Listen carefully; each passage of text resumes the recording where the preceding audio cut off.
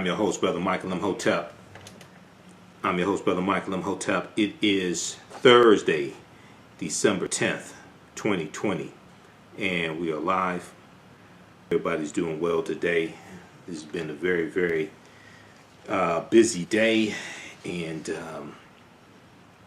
we see there's a lot going in the news. We see that Trump has continued with his attempts to try to overthrow the will of the people and overthrow a lawful vote with more frivolous lawsuits. Okay, so we see that continuing. We're going to talk a little bit about that, and a couple of days ago we talked about the lawsuit dealing with Pennsylvania. So we're going to talk about that and a little bit about this one that Trump is trying to get before the U.S. Supreme Court. That's not going anywhere. There's no merit for this. It's another frivolous lawsuit. Okay, so we'll talk a little bit about that, give you an update on what's going on with coronavirus. You saw on Wednesday more than 3,100 deaths, which was a record number of deaths in one day for the U.S. And then this story came out December 9th then with John Hopkins, who John Hopkins University is named after. John Hopkins reveals that his founder owned slaves. John Hopkins reveals that his founder owned slaves. The university and its medical system have long celebrated their founding benefactor as a staunch abolitionist. But newly surfaced documents tell a different story. Okay, so we'll talk a little bit about that. There's a big article from the New York Times dealing with this. We posted this on our Facebook fan page, the African History Network, when it came out. There's also an article from NBCnews.com about this as well. NBCnews.com. Okay, so we'll talk some about this history. Once again, this is history in the headlines. NBC News has an article: John Hopkins, long believed by university to be abolitionists, owned slaves. I mean, there were a lot of white people who owned slaves and who participated in that and got rich off of it and passed down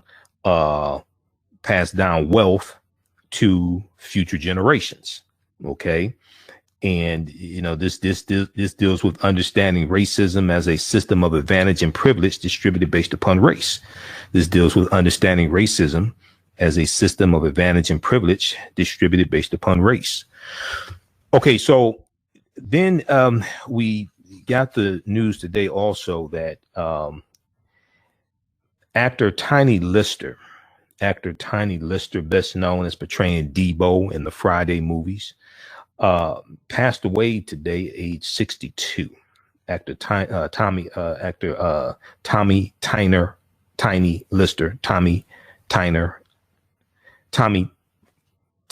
Lister, passed away today, age 62. TMZ first reported this, and we posted an article from blackamericaweb.com, dealing with the passing of Tiny Lister. So we'll talk some about that as well. I posted a article from the Washington Post. Minneapolis City Council votes to cut millions from police budget amid record crime rates.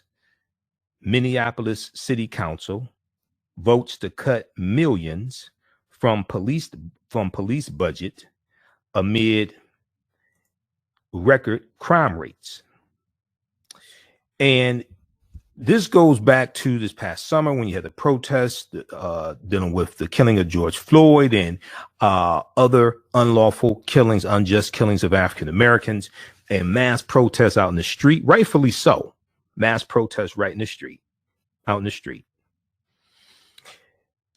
And there was a vote that took place a few months ago where the Minneapolis, Minnesota City Council voted to dismantle the police department. And the mayor, who's a white male, the mayor was for reforming the police department, but not dismantling the police department. This gets into this whole debate over defund the police, things like that. You know, we've talked about that here on this show before. I told you defund the police. That's the wrong terminology. Okay, you have to understand messaging. I have a background in marketing. You have to understand messaging. A more accurate term would be reduce responsibilities and reallocate resources. Reduce responsibilities and reallocate resources. When you start talking about defund the police, that means a number of different things to different people. Well, what's going on right now in Minneapolis, Minnesota is not going too well. The Minneapolis City Council, which tried and failed to dismantle the police department in the wake of George Floyd's death, voted early Thursday to shift nearly $8 million from next year's police budget to other city services as part of an effort to, quote unquote, transform public safety in the city. Transform public safety in the city. The controversial plan was approved unanimously as part of the city's 2021 budget. But in a statement early Thursday, Mayor Frey praised the council for removing language that would have permanently shrunk the size of the force of the police force by about 130 officers in what he described as a defining moment for our city, a defining moment for our city. Council members who supported the quote unquote safety for all plan argued the city could no longer tolerate what they described as a broken system of policing and a department that has been resistant to reform Now there've been numerous problems with the Minneapolis Police Department. And sometimes in some extreme cases, you just have to totally dismantle a police department. That has happened also. That is true. Okay. But when you have a generic term like defund the police, people have to understand there are approximately 18,500 police departments all across the country. Approximately 18,500 police departments, approximately 800,000 police officers all across the country.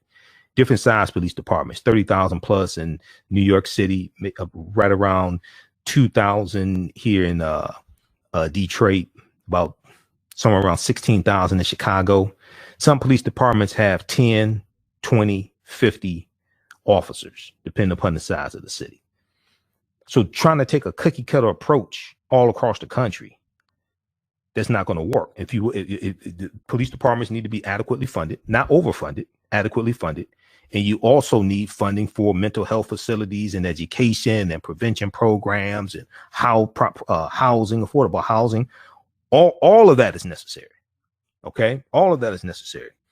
But I saw an article going back to November with Minneapolis, Minnesota, dealing with the rising crime rate. Okay, and so I knew that you're gonna have a really big problem with this.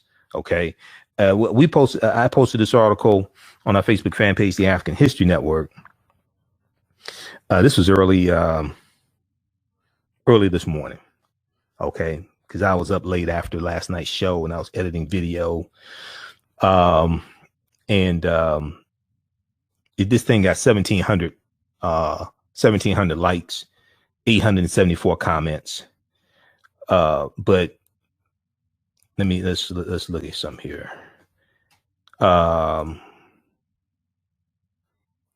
So council members who supported the Safety for All plan argued the city could no longer tolerate what they described as a broken system of policing and a department that has been resistant to reform And one of the challenges is dealing with the police union. And oftentimes the police unions are against change for the better, holding police officers accountable. Now, as I've said before, and I stand by this, at the end of the day, after all the pontificating is done, after all the analysis is done, at the end of the day, many of us are going to have to apply to these police departments and become the police officers that we say we want to see. At the end of the day, because if we don't become the police officers in our communities and become the type of officers we say we want to see, where the hell are they going to come from? Are they going to come from the white suburbs? Where are they going to come from? If we don't become the police officers that we say we want to see and become the officers in our communities to protect our communities and have a guardian mentality as opposed to a warrior mentality, if we don't become the officers in our communities, where are they going to come from? You want all the police officers in our community to be white? See, that at the end of the day, after all this back and forth and terminology and arguments and debates, all that, at the end of the day, we need to come to that conclusion. Quote, believe me, this is not an easy vote to take, but I believe it is right, end quote, said Andrea Jenkins, a council member who represents an area of South Minneapolis adjacent to the street corner where George Floyd was killed. Now, the vote came after days of contentious public hearings and deeply emotional debate among council members who have openly struggled to balance concern about historically high crime across Minneapolis against public calls to reform a police department that has long been accused of racism and excessive force, especially against residents of color. Now, the budget fight unfolded 6 months after George Floyd's death, which sparked worldwide protests and a national reckoning on issues of race, social justice, and policing. Race, social justice, and policing. And let me pull up this article here. Yeah, we have it here. So there was another back in November. There was an article that I saw from the Washington Post. Minneapolis violence surges as police officers leave department in droves. See, this is the other part of the story. Minneapolis violence surges as police officers leave department in droves. So that tells me that they have some openings in the Minneapolis Police Department. We need to fill those positions. We need to fill those positions. Okay. This is from November 13th, 2020. We're coming up on a break. Listen to the African History Network show right here on 910 a.m. the Superstation Future Radio. I'm Michael Imhotep. We'll be back in a few minutes.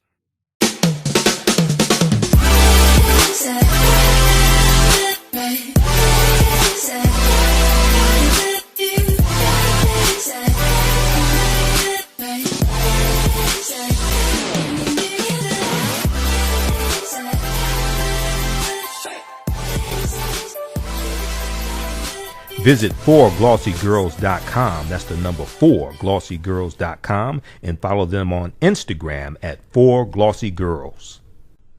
Soul Natural Beauty Products offers organic, plant-based skin and hair care products that will rejuvenate skin and naturally grow and thicken hair. Their whipped shea butter can heal or restore damaged skin cells to prevent hyperpigmentation and skin breakouts. All products are made with organic plant-based ingredients. Their maximum hair growth oil is fortified with organic herbal extracts and undeniably proves that Mother Nature knows best. It thickens, lengthens, softens, and conditions all types of hair. They even guarantee hair improvement within 90 days or a full refund. Their all-natural 24-hour deodorant leaves the body smelling fresh without sweating for up to 24 hours. It does not stain fabric, goes on smoothly, and has a refreshing lavender and frankincense aroma. It can be used by men, women, and even children. Place your order today at soulnaturalbeautyproducts.com. That's soulnaturalbeautyproducts.com, and follow them on Facebook at Soul Natural Beauty Products. Do you have an idea or business that requires app development or thinking of moving your IT resources to the cloud? We have postpaid and profit-sharing plans for unique ideas or profitable businesses. Who can take advantage of this unique program? Entrepreneurs with unique ideas, startups, small to medium businesses. Contact us 267-209-0352. Visit nomadicsystems.net, nomadicsystems.net today. Have you tasted the world famous No Frowny Brownie yet from the Pink Bakery? If not, what are you waiting for? They are vegan, gluten-free, and free of the big 8 allergens. While eating their No Frowny brownies, the fabulous Miss Tabitha Brown said they were very good. Very good. And you know, if she says that, they are. The Pink Bakery is the first black-owned Big 8 allergen-free baking mix company. Go to thepinkbakery.com. That's thepinkbakery.com to order their No Frowny Brownie mix today. African American business owners, post the name of your business here on the thread of the broadcast. Email us at customerservice@africanhistorynetwork.com. Okay. All right. Welcome back to the African History Network show right here on 910 AM, the Superstation Future Radio. Hey, I'm your host, Brother Michael Imhotep. It is Thursday, December 10th, 2020. And we are live. Hope everybody's doing well today. It's been a very, very busy day. I want to wish a special happy birthday to my niece, Chris Jackson. Also, her birthday was December 6th. So special birthday shout out to my niece, one of my sisters at Zeta Phi Beta Sorority Incorporated. Calling numbers 313-778-7600. 313-778-7600 is the calling number if you have a question or comment. And remember, we're here 6 days a week. We're here 6 days a week, Monday through Friday, 11 p.m. to 12 midnight Eastern Standard Time. And then also we're here on Sundays, 9 p.m. to 11 p.m. Eastern Standard Time as well. We're still here on Sundays. If you like this type of information, you can donate to the African History Network, $ the AHN Show through Cash App, $ the AHN Show through Cash App, and then also through PayPal, paypal.me/the AHN Show, paypal.me/the AHN Show. Okay, so we'll go back to the story here dealing with Minneapolis City Council here in just a minute. We'll talk about that. We'll talk a little bit about Tiny Lister as well. And I want to dig into the story dealing with Johns Hopkins University. Johns Hopkins reveals that its founder owned slaves. Johns Hopkins reveals that its founder owned slaves. Now on the African History Network show, we focus on educating, empowering, and inspiring people of African descent throughout the diaspora and around the world, because right knowledge corrects wrong behavior. What you do for yourself, what you do to yourself, and what you allow other people to do to you and get away with is based upon what you think about yourself. What you think about yourself is based upon what you have been taught about yourself. What you've been taught about yourself is based upon everything you've read, heard, and seen about yourself. So when you control the radius of a man's thoughts, you can control the circumference of his actions, because the mind can't do or teach what it doesn't know. Now, we deal with a number of different topics here on the African History Network show. We deal with current events and history and politics, education, economic empowerment, entrepreneurship, relationships, love, sex, health issues, and much, much more. Sign up for our email newsletter. Text the word Kemet, K-E-M-E-T, to 22828. Sign up for our email newsletter. Text the word Kemet, K-E-M-E-T, to 22828. And then also visit our website, AfricanHistoryNetwork.com, AfricanHistoryNetwork.com. You can sign up for our email newsletter there as well. All right, 313-778-7600 is the call-in number if you have a question or comment. Okay, so right before the break, we were talking about this big story out of Minneapolis, Minnesota. I posted this article on our Facebook fan page, The African History Network, The African History Network. It got about 1,700 likes, almost 900 comments. Minneapolis City Council votes to cut millions from police budget amid record crime rates. Minneapolis City Council votes to cut millions from police budget amid record crime rates. And they cut $7.7 million from the 2021 police budget. They want to redirect those funds. They want to redirect those funds into things dealing with prevention and mental health. And I mean, all legitimate needs. Okay. All legitimate needs. I don't think people disagree with the need. Now, the vote came after days of contentious public hearings and deeply emotional debate among council members. And let me scroll down. I want to find this here. Okay. The vote came after days of contentious public hearings and deeply emotional debate among council members who have openly struggled to balance concern about historically high crime across Minneapolis against public calls to reform a police department that has long been accused of racism and excessive force, especially against residents of color. Now, the budget fight unfolded 6 months after George Floyd's death.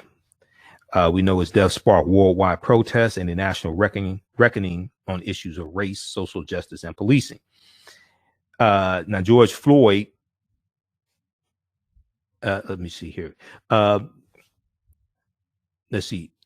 So Officer Derek Chauvin, who had his knee on George Floyd's neck for 8 minutes and 46 seconds, was with the Minneapolis Police Department for 19 years. And he has been charged with murder, and 3 other officers at the scene, J. Alexander Ewing, Thomas K. Lane, and Tal Thiel, have been charged with aiding and abetting. All 4 were fired from the police department and are scheduled to go on trial in March 2021. Now, Mayor Frey had proposed a $175 million police budget for 2021, a cut of approximately $14 million from the approved 2020 budget because of declining city revenue related to the coronavirus pandemic. But under the budget approved on Thursday, the city council would divert $7.7 million from law enforcement to fund alternatives to policing, including mental health crisis teams and additional staffers in the city's Office of Violence Prevention. And let me, I just want to check one thing right here. So give us a call if you have a question. Mayor Jacob Frey. Mayor Jacob Frey. Okay, so now you have this taking place in Minneapolis, Minnesota, and you have a rising crime rate at the same time. All right. About $5 million of that money came from cuts to a budget for police overtime. About $5 million of that money came from cuts to a police budget for police overtime, a move that Police Chief Madaria Arradondo has strongly discouraged, calling overtime a necessity for the department as it copes with staffing shortages and prepares for the trial of the 4 former police officers charged in George Floyd's death. Okay, so now those that don't know, Chief Madario Arradondo was black. Okay, he's working to bring about reforms inside the police department as well. Okay, but he's saying, look, you have police officers who are quitting the force in Minneapolis, and he's saying you don't want to cut overtime.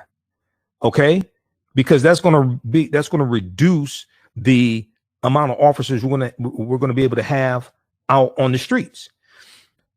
This article here was precipitated one by one back in February, but let me continue with this one for just a minute here. The department has been funded for about 880 officers in the year 2020. The Minneapolis Police Department has been funded for about 880 officers in the year 2020. But Police Chief Madaria Arradondo told city council members Monday that as of December 1st, the agency was down 166 officers. The agency is down 166 officers, some of whom have permanently left the force and others who have been out on long-term medical leave. Many officers citing post-traumatic stress disorder from the civil unrest that erupted after George Floyd's death. So for the 2020 city budget, the city of Minneapolis, Minnesota was budgeted for 880 police officers, but they're down 160 police officers. Now for the 2021 budget, they're going to cut 7.7 million from the police budget, and 5 million of that 7.7 million being cut comes from police being able to pay police for overtime. And you down 160 officers. Sounds good on paper sometimes. I mean, this is the difference between slogans and like real life practical application. See, a lot of times this stuff sounds good on TV. A lot of times stuff sounds good on the hashtag. But as somebody's actually been involved in actually writing public policy for the city of Detroit, I'm talking about myself. I've actually been involved in writing public policy for the city of Detroit. When you actually get in there and actually have to do it, it's different than what you think is going to happen. Okay, there's a whole lot of stuff sounds good in press conferences. But when you actually got to get in there and you look at the different entities that are connected and you're trying to bring about reform, it's entirely different. In a last minute debate, council members rejected a motion that would have reduced the number of full-time officers to 750, essentially not replacing the officers who have left. Supporters argued that the amendment would simply take the open positions off the hooks, as the staffing shortage is unlikely to be solved in the coming year. Quote, it's not possible to magically recruit more officers, says Steve Fletcher, a city council member who represents part of downtown Minneapolis. Open positions do not solve crimes. Open positions do not write tickets. Open positions do not prevent anything. They do not deter anything. They do not create a sense of safety. Okay. I still say at the end of the day, if you get all past all these white people talking all this stuff, at the end of the day, we're going to have to apply to these police departments and become the officers we say we want to see. The ones that are not going to engage in racial profiling, police brutality, planting drugs on people. Because if we don't become the officers we say we want to see, where they're going to come from? Where they going to get them from? And then when we go fill these positions, that's less positions for white supremacist police officers to fill. Quote, it's not so under the budget plan approved early Thursday, the council set up an $11.4 million reserve fund that would include about $6 million. Mayor Jacob Frey had budgeted for 2 future recruiting classes, as well as an additional $5 million for police overtime. The police department would have to get city council approval to access the funds, an effort to increase accountability for the department, council member said. Read the rest of this article, okay? So this is something extremely important. See, this is where this is what I explain to people. Stuff sounds good in press conferences.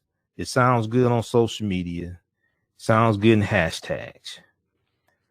When you actually have to implement this stuff, and when you when you are responsible for the consequences, when you're responsible for when you are elected official and you're responsible for the consequences, is a whole nother story. See, the activists ain't, when stuff go wrong, they're not looking for the activists. They're looking for the elected officials. When stuff go wrong, they're not outside the activist house protesting. They're outside the elected officials' house protesting. Minneapolis City Council votes to cut millions from police budget amid record crime rates. So this is from December 10th, 2020, Washington Post.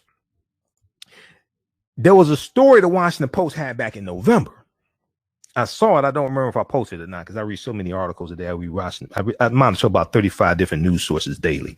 So when you look at when you follow us on our Facebook fan page, the African History Network, you see a representation of just a fraction of the articles that I've read that day. Back in November 13th, 2020, Washington Post had an article, Minneapolis violence surges as police officers leave department in droves. Sounds like job openings to me. Minneapolis violence surges as police officers leave department in droves. The sound of gunfire has become so familiar across North Minneapolis that Kathy Spann, S-P-A-N-N, worries she has grown numb to it. Day and night, the bullets zip through this predominantly black neighborhood, hitting cars and homes and people. The scores of victims have included a 7-year-old boy wounded in a drive-by shooting, a woman who took a bullet that came through her living room wall while she was watching television with her family, and a 17-year-old girl shot in the head and killed. Now, some people say, police officers don't prevent crimes. Well, they may not have prevented the crime. Say you had somebody who did a drive-by shooting. They may not have prevented that drive-by shooting, but when you get that person off the street, you prevent them from killing other people, regardless of race. Because when we look at gang-related violence, you go back and read the Bureau of Justice Statistics report dealing with homicides in the U.S. from 1980 to 2008. Page 12, table number 7, clearly tells you that 53% of gang-related murders from 1980 to 2008 were committed by white people. 53% of gang-related murders from 1980 to 2008 were committed by white people. It's a 36-page study. How do I know? Because I read the study. Bureau of Justice Statistics, bjs.gov, page 12, table number 7. 56% of gang-related murder victims. 56% of gang-related murder victims from 1980 to 2008 were white. But when you watch the evening news, you think gangs are only black, African Americans and Hispanics. No. So, okay, read this article here. We run out of time. But so some people say, because I saw an article from thegrio.com today. It said Joe Biden said that the defund the police movement cost Democrats some House Representative seats. I said that if you've been watching this show, I told you back in June, Joe Biden should not come out supporting defund the police. I said that's a good way for him to lose. Okay. He supports rooting out systemic racism from policing to housing he supports rooting out systemic racism in policing. Read the op-ed article that he wrote for the USA Today back June 10th, 2020. We talked about it on this show when it came out. Biden, we must urgently root out systemic racism from policing to housing to opportunity. Federal dollars should not go to the departments that violate people's rights or turn to violence as a first resort. But I don't support defunding police. Read this article. Because I said when this came out in June 2010, June 2020, June 10th, 2020. I said, good. I said, don't buy into defund the police because Trump is going to paint you as supporting defund the police and you're going to lose. That don't play all across the country. That defund the police only plays in certain cities among certain demographics. There's approximately 18,500 police departments all across the country. That don't play all across the country. So he talks about the need to support mental health, all different types of things, and adequately support police departments.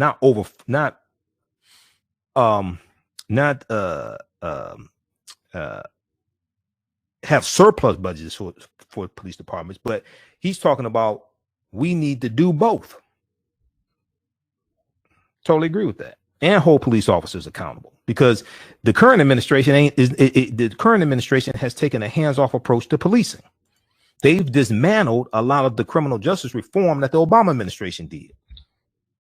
Because see, under the Obama administration, there were about 24, 25 investigations into the patterns and practices of police departments. Okay, which led to about 14 or 15 consent decrees. The Trump administration has taken a hands-off approach to policing. So when Jeff Sessions became Donald Trump's first attorney general, one of the first things he did was backed off of investigating police departments to hold police officers accountable. He said we need to take a step back and basically take a hands-off approach to policing. And then his second attorney general, William Barr, says he doesn't think systemic racism exists in policing. How you gonna fight systemic racism in policing? You don't even want to acknowledge it exists. Go read that op-ed that Joe Biden wrote back June 10th, 2020. We talked about it here on this show. This is what I'm saying. A lot of stuff sound good in hashtags. When you got to actually do it and see, and when I was involved in writing public policy for the city of Detroit, I sat on that committee for 13 months. We met once a month, and it was Executive Order 22. It dealt with making sure that at least 50% of the people who got jobs on city-funded construction projects were Detroiters, lived in Detroit. It did not include road construction because the funding for road construction is different. And what we imagined before we started rewriting that policy was different than what we actually came out with. The reason why was because once we got in and started looking at the different entities here, we realized what we initially imagined wasn't realistic. So we had to actually do what was realistic. Otherwise, you just set everything up for failure. That's the difference between theory and actual practical application. All right. So let's move on. Tommy Tiny Lister, best known for portraying Debo in the Friday movies, passed away age 62. TMZ first reported this. A release from the LA County Sheriff's Department says friends and business associates of Tiny Lister became worried Thursday, December 10th, when they had not heard from him since Wednesday night. Deputies performed a welfare check where they made their way into his apartment and found him deceased. At this point, police officers say it's believed that Tiny Lister died of natural causes, but an autopsy will be performed to determine an official cause of death. Ice Cube, who starred in the movie Friday, posted a tribute saying, "Rest in peace, Tiny Debo Lister. America's favorite bully was a born entertainer who would pop into character at the drop of a hat, terrifying people on and off camera, followed by a big smile and laugh. Thank you for being a good dude at heart. I miss you already." And I just realized I actually met Tiny Lister. Had to be, I was working at another radio station then, so it had to be probably about 20 years ago. He was in a play that was traveling to different cities. Is the Easter play? Dealing with the resurrection of Jesus. I forgot the name of the play. And they had a black Jesus, of course. But he was in the play, and in the play he was playing a character like Debo riding around on the bike. So there was a reception, I think, before the play. And it was and I worked at the radio station, so I got to go. We met the cast of the play, and I got to meet him also.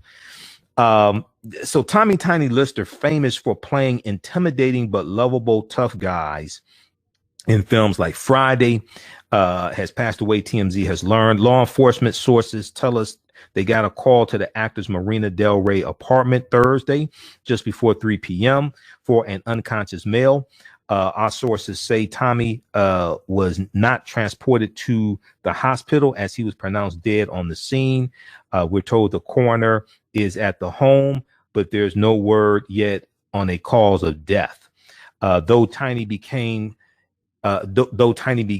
landing his bullying bad guy roles in the 1980s, he's most famous for his hilarious turn as Debo in Friday and the sequel Next Friday. He also played President Lindbergh in the sci-fi action film The Fifth Element, and more recently appeared in the box office smash hit The Dark Knight. He voiced the character Finnick in Zootopia as well. Along with acting, Tiny Lister had 2 short pro wrestling stints and starred alongside Hulk Hogan as the bad guy Zeus in the 1989 film No Holds Barred. So I remember when he started doing wrestling, and his wrestling name was Zeus. I remember all that. So he was 6'5". Okay, he had the nickname Tiny, but he was 6'5". So rest in peace, Tiny Lister. Check this out at TMZ.com. Now, also, we posted this as well at on my personal page, and I think I shared it on the African History Network. Today is also the birthday of Theodore Wilson. Okay, Theodore Wilson. Theodore Wilson, Teddy Theodore Wilson, or Theodore Teddy Wilson, is best known as playing Sweet Daddy on Good Times. Okay, but I mean, he was a good actor. Before he played Sweet Daddy on Good Times, he was on That's My Mama, okay, with Clifton Davis as Clifton Davis' best friend Earl, okay? And Earl, in the first season, Earl was a mailman. The second season, Earl was a barber in the barbershop with Clifton Davis. Clifton Davis is he gets out of he's in Vietnam. He's a Vietnam veteran. He inherits a barbershop from his father. So he's like 25 years old and he's an African-American businessman. This is like 1972, 73. That's My Mama. Okay, I have every episode on DVD, just like I got all 122 episodes of Sanford and the Son on DVD. I've got a hell of a collection. So, and one of the things I studied the history of African American cinema as well, because the TV shows and the movies reflect the views and opinions of society in different time periods and what was going on in society. Then that imagery in those movies then impact people all across the country, impact the way people think, feel, act, and behave. Whatever's disseminated becomes imitated. Okay, so having the background in marketing, understanding this, when I was in business school and studying marketing, I'm also studying African history and African American cinema and seeing how all this connects. So Theodore Wilson, he's best known as portraying Sweet Daddy on Good Times. Okay. And then there was one episode of Good Times from season 4 where he played a nightclub owner, where JJ had a comedian. JJ was managing a comedian. He borrowed money from a loan shark. Okay. And Theodore Wilson was in that role as well. So we want to say happy birthday to Theodore Wilson. Now Theodore Wilson also, he was married to Joan, I think her name is Joan Pringle. Joan Pringle was an African-American female actress. The second season of That's My Mama, Joan Pringle portrayed Clifton Davis' sister, okay, on That's My Mama. The first season, it was Lynn Moody who portrayed his sister. The second season, it was Joan Pringle. I'm not sure how Theodore Wilson and Joan Pringle met. Maybe it was on the set of That's My Mama, but they end up being married. Now she goes on to co-star in a series on CBS called The White Shadow. The White Shadow, starring Ken Howard as a former Chicago Bulls basketball player. He injures his knee. He goes and becomes a basketball coach in an inner city high school named Carver High School. And he is a coach. It's a lot of African-American players, Hispanic players, and he becomes like a father figure to them. Okay. It was a TV show, lasted 5 seasons on CBS called The White Shadow, starring Ken Howard. Pretty good show. Kind of white paternalistic, white savior type show, but it was still good, especially for that period of time, late 70s, early 80s. Okay, so that's so happy birthday to Theodore Wilson. He was born in 1943, December 10th, 1943, passed away in 1991. All right. Let's see here. How's everybody doing? Do we have any calls, Shakita? Okay, everybody share this broadcasting on social media platforms. Invite your friends to tune in also. Okay, let's continue here. I want to go to this clip here. Cue that clip up from MSNBC. We're gonna go to that right here. Yeah, Joan Pringle. Yep, that's her name, Joan Pringle. That was a beautiful sister right there. And then Joan Pringle played the mother to Flex Alexander on One-on-One. Okay, One-on-One. With Flex Alexander and Kyla Pratt. And Flex is a friend of mine. He's one of my frat brothers, Phi Beta Sigma Fraternity Incorporated. So shout out to Flex Alexander and Shanice. I interviewed them back in 2016 on Roland Martin's radio show. I want to go to this clip here. This is from MSNBC. This deals with this lawsuit out of Pennsylvania. They got shut down by the U.S. Supreme Court. Let's go to this clip, Shakita. Supreme Court crushed Donald Trump, and I mean crushed him unanimously.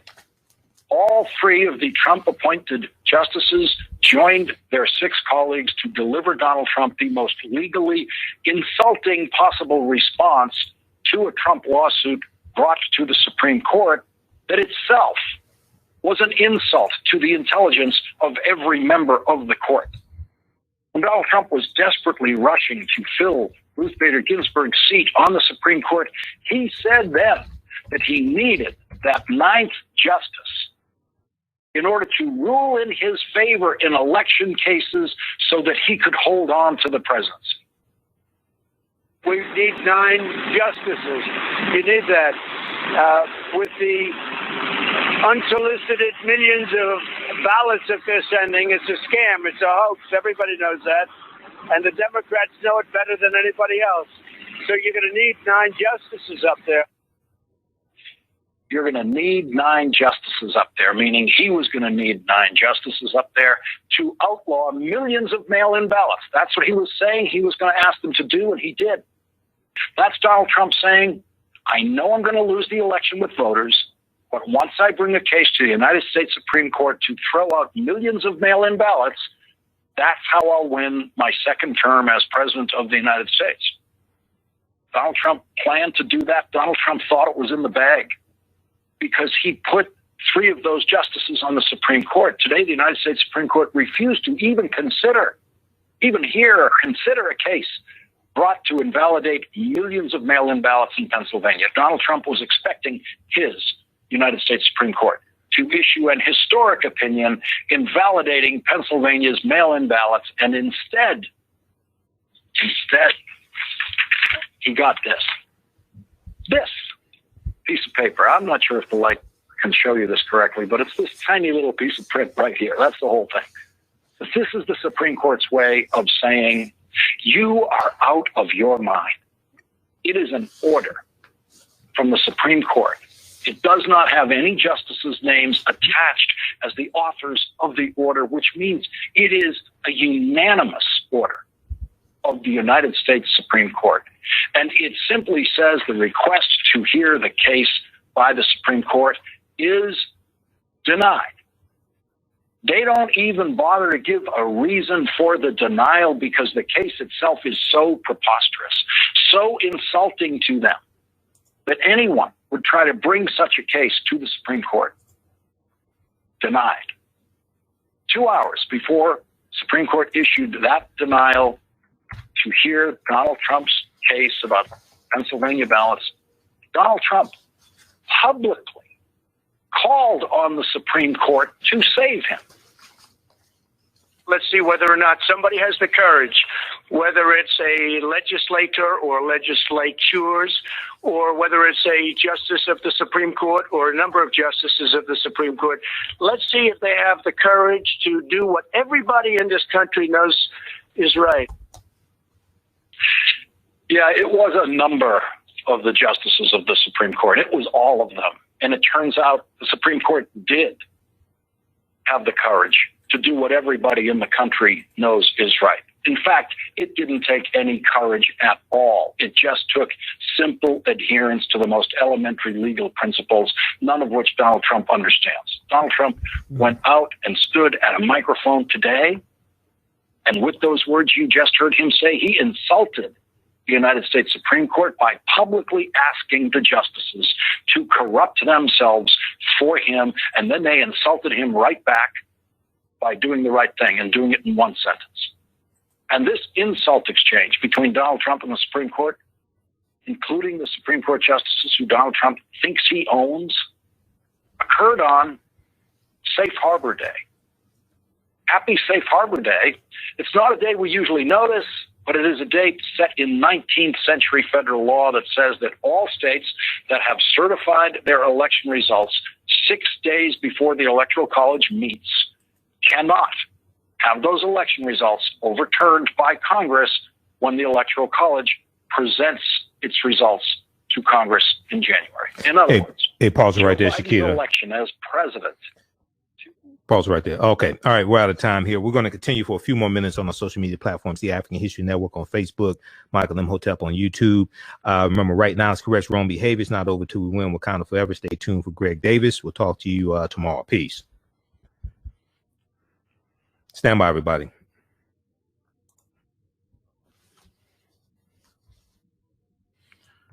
Stand by. Okay. So check that out from Lawrence O'Donnell. That was from December 8th, 2020. Lawrence O'Donnell, The Last Word, MSNBC. How's everybody doing? Hey, if you'd like this type of information, you can donate to the African History Network, $ the AHN Show through Cash App, $ the AHN Show through Cash App, and also through PayPal, paypal.me/the AHN Show, and at our website, AfricanHistoryNetwork.com. Okay, so Pennsylvania fires back at Trump's long shot election lawsuit. Pennsylvania's attorney general has filed the state's response to a lawsuit Texas has brought to the U.S. Supreme Court that seeks to overturn President Trump's election loss. Quote, the state of Texas. So we talked about this lawsuit from Texas a couple nights ago. The state of Texas has now added its voice to the cacophony of bogus claims, okay, to the cacophony of bogus claims. Attorney General Josh Shapiro of the state of Texas wrote in Pennsylvania's brief, quote, Texas seeks to invalidate elections in 4 states for yielding results with which it disagrees. Texas seeks to invalidate elections in 4 states for yielding results with which it disagrees. Texas is suing the state of Pennsylvania and 3 other battleground states President-elect Joe Biden won: Georgia, Michigan, where I am, and Wisconsin. Okay, and all these cities got major cities with a large African American population. Okay, Pennsylvania has Philadelphia and Pittsburgh. Georgia has Atlanta. Michigan has Detroit. Wisconsin has Milwaukee. Is that a coincidence? Is that a coincidence? Now, Donald Trump on Wednesday, June 9th, moved to join the lawsuit, and 17 states, all with Republican attorney generals, filed friend of the court briefings in support of it. Trump held a lunch at the White House today, December 10th, with several of those attorney generals. In Pennsylvania's briefing, Pennsylvania Attorney General Josh Shapiro urges the Supreme Court to reject, quote, this seditious abuse of the judicial process. This seditious abuse of the judicial process, and to send a clear and unmistakable signal that such abuse must never be replicated. And to send a clear and unmistakable signal that such abuse must never be replicated. Legal experts, liberal and conservative alike, say the Texas lawsuit is a long shot. It has no merit. Quote, this case is hopeless, said Tom Goldstein, a Supreme Court expert. Texas has no right to bring a lawsuit over election procedures in other states. Texas has no right to bring a lawsuit over election procedures in other states. And in any event, the justices will think that this case, like all others, should be brought first in the lower courts, not just in front of them first. At a Hanukkah party at the White House Wednesday night, Donald Trump falsely claimed to the crowd, quote, we're going to win this election. And he's still high on those steroids they gave him when he had coronavirus. Okay. And he's conning all these dumbasses to keep donating money to him. He's raised $250 million since November 3rd to pay attorneys to fight these lawsuits. These are some of the dumbest people. Okay. Now, U.S. breaks record with over 3,100 COVID-19 deaths in a single day. The Thursday evening, December 10th, critical FDA panel vote comes at as the coronavirus crisis is reaching new heights all across the country. On Wednesday, December 9th, the U.S. reported a staggering new record of more than 3,100 deaths from coronavirus. That's roughly one death every 28 seconds. That's roughly one death every 28 seconds. The U.S. has also reported a record 222,994 new cases on Wednesday, December 9th. That's a record number of new cases in one day, 222,994. And more than 3,100 deaths in one day. Hospitalizations continue to set new records every day, with 106,668 patients receiving care across the country, according to the COVID Tracking Project. In all, the U.S. has reported more than 15.4 million cases and has surpassed 290,000 deaths. Okay, it reached 15 million cases in 5 days. They added 1 million cases in 5 days. That's how fast the infection is spreading. And Donald Trump is basically doing nothing, just hoping that a vaccine gets approved. But a vaccine is not a silver bullet. One, you have to convince people to take it. You need, from my understanding, you need at least probably 70% of the U.S. population to take it for it to really be effective. One. Two, it's not clear if you are vaccinated, if you can still pass it to other people, because most of the vaccinations, it doesn't keep you from getting coronavirus. It will keep you from having symptoms, so you won't get sick. Okay. So most of these vaccinations, if you're vaccinated, you can still get coronavirus, but you won't have symptoms. You won't get sick. But it's not clear that you won't pass it to other people. It's not clear that you won't pass it to other people. So you could get vaccinated and still possibly pass it to other people. It's not clear now whether or not, you can still pass it to other people, even if you're vaccinated. Okay. Which means that people are still going to have to wear the masks and practice social distancing for the foreseeable future. Okay. So check out the updates from NBC News dealing with coronavirus, and also the updates from the Washington Post as well. Washington Post has really good live updates dealing with coronavirus. And we look here, we'll post a link here. U.S. death record. U.S. sets death record again as FDA advisors recommend Pfizer BioNTech vaccine. This is December 10th, 2020. For the second day in a row, the United States has reported a record number of COVID-19 deaths, topping even the worst days of the spring surge. The back-to-back records are dark reminders that even as vaccines appear to hurtle toward approval, the country is still far from the pandemic's end. The country is still far from the pandemic's end. By Thursday evening, December 10th, the daily U.S. toll topped 3,300. Okay. By Thursday evening, the daily U.S. toll of deaths from COVID-19 topped 3,300. It was on Wednesday, a record number of 3,140 people died of COVID-19 in one day. That record was broken on Thursday, where you had 3,300 people who died. States in the South and the Midwest, along with California, are contributing most to the increase. The steadily rising fatality numbers also come after weeks of soaring levels of infection and coronavirus patients in need of hospitalization.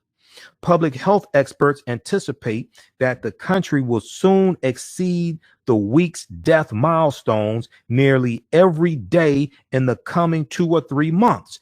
As we talked about on our Wednesday show, Wednesday, December 9th, we're starting to see the impact of the Thanksgiving Day travelers. Okay. And there was a piece from NBC News dealing with that. Let me see if I can find that from Wednesday. I think it was Wednesday. Yeah. Post-Thanksgiving Day surge arrives. Post-Thanksgiving Day surge arrives as U.S. breaks daily coronavirus record. This is from Wednesday, December 9th. Remember, leading up to Thanksgiving, I told people don't travel because I told you what was going to happen. The much feared surge that public health officials had predicted from travel and gatherings over Thanksgiving appears to have arrived. The U.S. reported a record high of 222,211 new cases on Tuesday, December 8th, marking the fifth day in the last week that single day counts have risen above 200,000. Okay, so the chickens are coming home to roost. Or maybe we could say the turkeys, because it was Thanksgiving. The turkeys are coming home to roost. Okay, so check this out. We'll post a link here to the Washington Post. And then let me see, there was one article I saw here. I'm looking at the live updates from the Washington Post. There was one I was looking at. Let me see if we can find it here, because I need to print these out. Okay, yeah. U.S. surpasses 3,300 deaths in a day, a record. Exactly 2 weeks after Thanksgiving, the United States on Thursday tallied nearly 3,350 coronavirus-related deaths in a single day, another record. The toll is the second time after the harrowing high of 3,140 set Wednesday. Deaths from the virus eclipsed the 2,977 lives lost to the terrorist attack on 9/11. Public health experts anticipate that the country will soon exceed that milestone nearly daily in the coming 2 to 3 months. The national 7-day average for daily deaths is 2,360, a pandemic record. Also on Thursday, California and Nevada reported records for daily death tolls from the pandemic, while California was one of the 9 states that recorded a high for the state's 7-day average of daily death counts. In 37 states, deaths over the past week related to the virus rose from the week before. Meanwhile, the national infection count has topped the 200,000 mark 7 of the past 9 days when the nation first reached that milestone. Thursday's reported case count was nearly 220,000. So check this out also from Washington Post. We're going to post a link here on the thread of the broadcast. Okay, let's continue here. Let me see. So we got this one here. Also check out this article from NBCnews.com. We talked about it briefly here when we did this news roundup segment. Seditious abuse of judicial process. Seditious abuse of judicial process. States fire back at Texas Supreme Court election challenge. States fire back at Texas Supreme Court election challenge. Okay, and we'll post a link to this article directly here as well. All right. Lastly, I want to get to this article. I want to get to this story quickly here. And how's everybody doing? Share this broadcast on your social media platforms. African American business owners, email us at customerservice@AfricanHistoryNetwork.com. Customer service at AfricanHistoryNetwork.com. We'll let you know how you can advertise with the African History Network. Okay.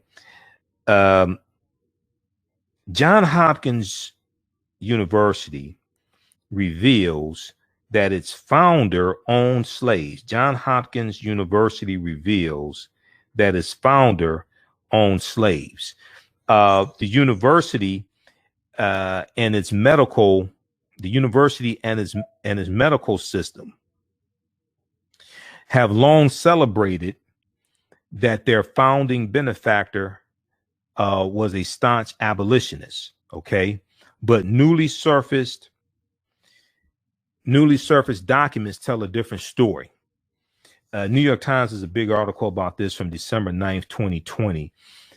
It's a tale that has long been repeated at the university and medical center in Baltimore that bears his name. In 1807, the 12-year-old John Hopkins was summoned home. He was summoned home from boarding school to work the fields of the family's sprawling tobacco farm in Maryland after his father, following the directives of his Quaker faith, freed the family slaves. Young John Hopkins grew up.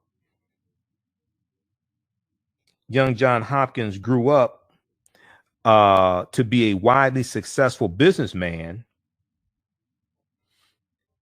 and as the story goes, a committed abolitionist.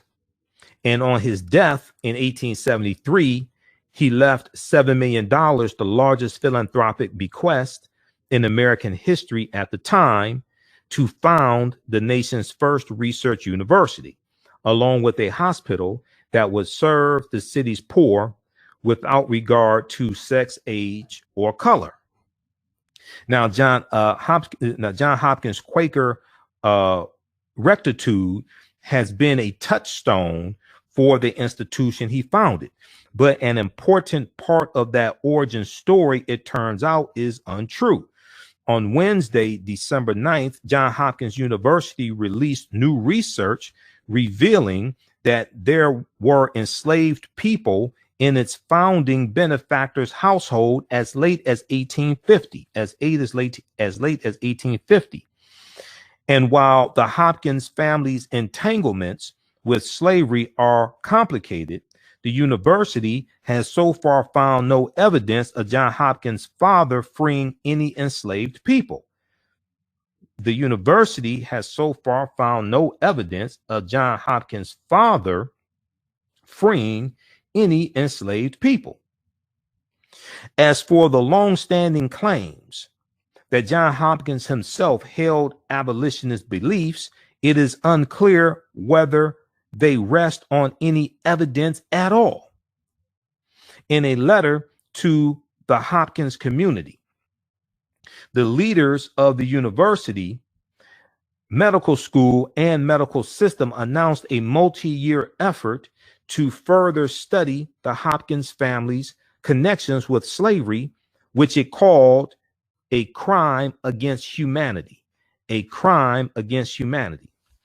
The revelation about John Hopkins, the leader said, quote, calls to mind not only the darkest chapters in the history of our country and our city, but also the complex history of our institutions since then and the legacies of racism and inequity we are working together to confront. This was a big article from New York Times. I want to pull it up here. John Hopkins reveals that his founder owned slaves. This is written by Jennifer Schuessler. Jennifer Schuessler, Schuessler. All right, now, and also they have excerpts from an 1850 census record showing 4 unnamed slave inhabitants in the household of John Hopkins. Now, in recent years, a growing number of universities have confronted their historical entanglements with slavery. Many, sometimes in response to student activism, have renamed buildings or removed statues of slaveholders or created prominent memorials to enslaved people who built and served the campus. John Hopkins University, founded after the Civil War by a supposedly anti-slavery benefactor, might seem to have largely sidestepped that reckoning, even as it increasingly acknowledged how the university, which did not admit its first African-American graduate until 1945, John Hopkins University did not admit its first African-American undergraduate until 1945, okay? Even as it increasingly acknowledged how the university has been shaped by Jim Crow and racism.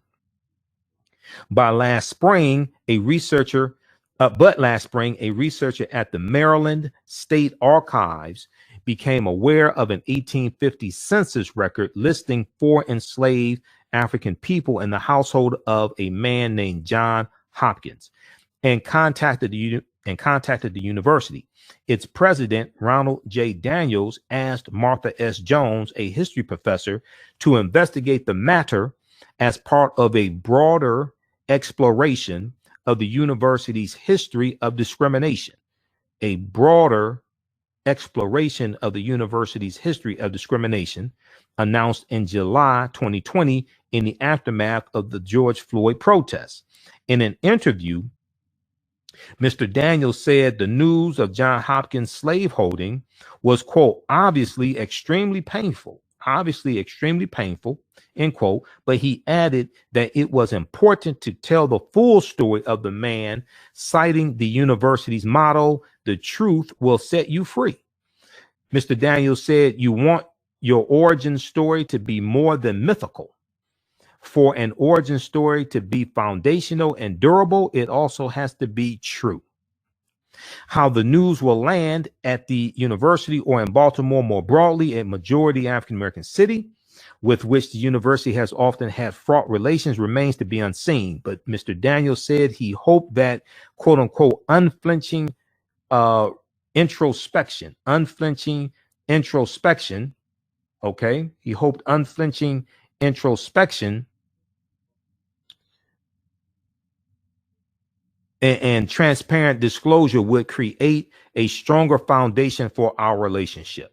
Asked if he imagined the university's name might be challenged, he said that while it was important to fully acknowledge John Hopkins' slaveholding, the institution was not defined by it. Okay, quote, over the course of our almost 150 years of history, there's been lots of scope for choice in the way in which we charted our mission and the way in which we've taken the best from the bequest we received, end quote, he said.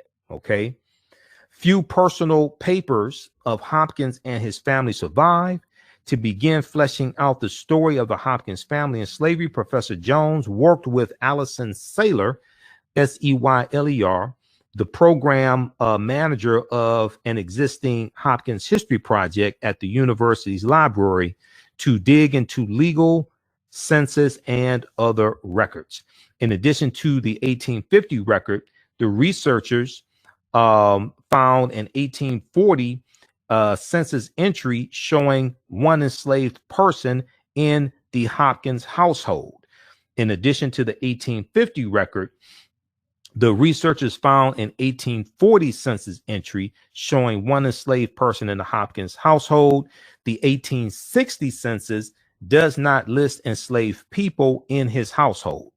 They also found documents from the 1830s showing that John Hopkins and his firm sometimes sought to acquire enslaved people to settle debts. They also found documents from the 1830s showing that John Hopkins and his firm sometimes sought to acquire enslaved people to settle debts. But Professor Jones, whose scholarship focuses on Black political activism in the 19th century America, also looked at just how the university came to tell a rosy and, it appears, erroneous story about John Hopkins to begin with. She said, quote, the story of Hopkins' forebears having freed enslaved people of Hopkins as an abolitionist suited us as an institution, she said. Okay, so read the rest of this article here from the New York Times. John Hopkins reveals that its founder owned slaves. John Hopkins reveals that his founder owned slaves. This is from December 9th, 2020 by Jennifer Schuessler for the New York Times. Check this out. All right. Hey, if you like this type of information, you can donate to the African History Network, $ the AHN Show through Cash App, $ the AHN Show through Cash App, then also through PayPal, paypal.me/the AHN Show. So this definitely helps support us, helps us keep doing the research, stay on the air, keep broadcasting. We're here 6 days a week as opposed to 1 day a week. As of October 12th, We're here Monday through Friday, 11 p.m. to 12 midnight Eastern Standard Time. And then we're still here Sundays, 9 p.m. to 11 p.m. Eastern Standard Time as well. Okay. Follow us on our Facebook fan page, The African History Network, The African History Network. Turn on notifications so you know when we go live. Follow us on our YouTube channel, Michael Imhotep, IMHOTEP. Turn on notifications so you know when we go live there as well.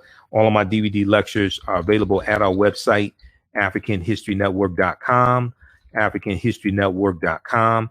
And we have bundle packs there also. We have the 8 DVD bundle pack, The Africans Who Were Here Before Columbus, The Africans Who Were Here Before Columbus. It includes a double lecture I did with Dr. David Imhotep, who wrote the book, The First Americans Were Africans, Documented Evidence. And then also one I did with Professor Kaba Kamene, who's in the Hidden Colors documentaries, who dealt with the African presence in the Mississippi Valley and the Americas. And it includes one from Dr. John Henrik Clark, Christopher Columbus and the African Holocaust, one from Dr. Ivan Van Sertima, They Came Before Columbus. So that's The Africans Who Were Here Before Columbus. And then also the Black Migration 1619 to 2019 6 DVD bundle pack. Those are 6 of my presentations. That's available also at AfricanHistoryNetwork.com. That includes 6 principles of political self-defense, understanding how laws and policies impact the economic conditions of African Americans. It includes Black Migration 1619 to 2019, where I deal with the 400th year anniversary. Includes one dealing with the history of African American jockeys and how we used to dominate horse racing and win the Kentucky Derbies. First Kentucky Derby was ran in 1875. It was won by a 19-year-old African American man named Oliver Lewis. And we got pushed out of horse racing. There was an organized effort to push us out of horse racing. Okay. So that's all available at AfricanHistoryNetwork.com. That's all available at AfricanHistoryNetwork.com. All right, look, hey, we have to get out of here. Remember the African History Network. We focus on educating, empowering, and inspiring people of African descent throughout the diaspora and around the world, because right now it's correct wrong behavior. It's not over till we win. Wakanda forever. Talk to you next time. Peace.